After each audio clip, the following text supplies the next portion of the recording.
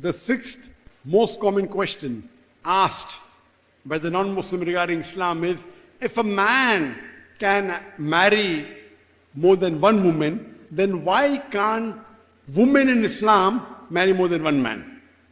If polygyny is allowed in Islam, why is polyandry not allowed?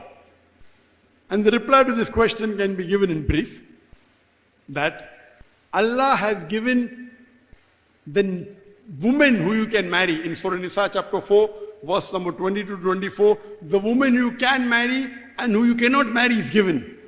Surah Nisa chapter 4, verse number 24 says, you cannot marry the woman who's already married. So Quran is clear cut in Surah Nisa chapter 4, verse number 24, that a woman cannot have more than one husband simultaneously. So you cannot marry a woman who's already married. Now what are the reasons? Number one, that if a man has more than one wife, and if the child is born, you can easily identify who is the father and who is the mother. Very easy. But if a woman has more than one husband, you can identify who is the mother, but you will not come to know who is the father. So if you go to school to give admission, you may have to give two fathers' name or three fathers' name. Now, we come to know that today science tells us that if you cannot identify the parent, especially the father, the child has a very traumatic childhood. If you know who the mother is, if you don't know who the father is, and especially the children of prostitutes, you know the children have a traumatic childhood. Very dangerous. So Islam does not believe in this. Identifying the parents, mother and father, is very important. So therefore in Islam, if you do polygyny, you can identify both the parents, but if you do polyandry, you can only identify the mother, not the father. I'm aware today, recently, a few years before or a decade earlier, there is genetic testing. With the help of genetic testing, you can come to know who is the mother and who is the father. But this came recently. Islam is this since time immemorial. So it's 1400 years old, the Quran is revealed.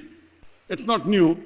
And of course, there are some issues in gender. But even if I agree it's correct, you can't carry a certificate always, oh, this is a genetic testing certificate. I belong to this man, not to the other man. Yet you'll have people slandering you or laying objections. But this is not the only reason that you cannot identify the mother and father. There are various reasons. Number two, man is more polygamous in nature than the woman. That means a man requires more sexual partners as compared to a woman. This is scientifically, biologically and medically. Number three, biologically and physically, the makeup of man differs than that of a woman. For a man, it is possible for him to do the role of multiple husbands if he is involved in polygyny. If a man has more than one wife, he can very well do the role of multiple husbands easily. But if a woman has more than one husband, because of a menstrual cycle, because of the estrogen level being released, it's extremely difficult for her to do the role of multiple wives. And that's the reason in Islam, a man has been told that when the woman undergoes menstrual cycle, you have to be kind and soft to her. Islam does not allow a man to give divorce when the woman is undergoing a menstrual cycle, because during menstrual cycle, her emotional level changes, and at that time you should not give divorce. Wait till the menstrual cycle is over.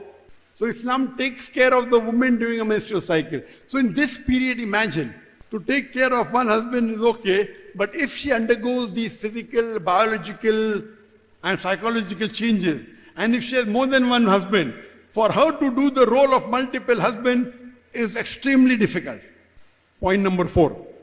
Today science tells us that if a woman has multiple sexual partners, or she is involved in polyandrous marriages, she has multiple husbands, and all of them are truthful, there is no extramarital sex. But if one woman has 3-4 husbands, there is chances of venereal or sexual diseases emerging in the woman which can be transmitted back to the husbands. Which is not the case if a man has multiple wives and all of them are lawful to each other. Just because each woman has only one sexual partner, there is no chances of venereal and sexual diseases emerging. So that's the reason in Islam, Polygyny is allowed where a man can have more wives, where even if he has multiple wives, there'll be no venereal disease, there'll be no sexual disease. But if a woman has multiple husbands, which Islam does not allow, and if she has more than one sexual partners, there'll be venereal and sexual diseases which can emerge and be transmitted back to the husband. So these are few reasons that we can think logically why Islam and Allah subhanahu wa ta'ala has not permitted polyandry. Allah knows there'll be multiple more reasons why polyandry is not allowed and polygyny is permitted.